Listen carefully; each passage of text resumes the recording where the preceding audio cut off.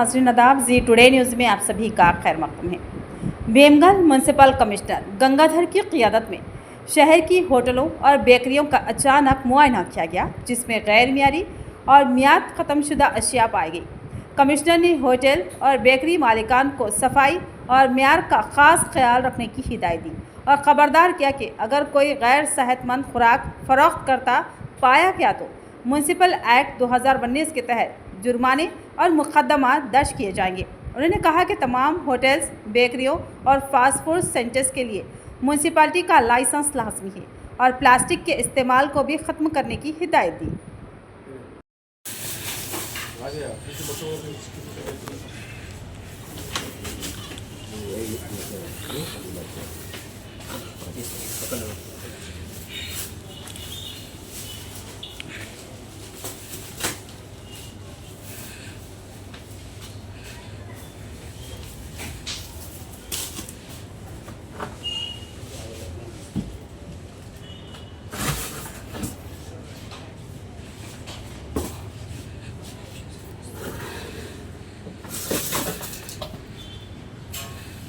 expire date शुरू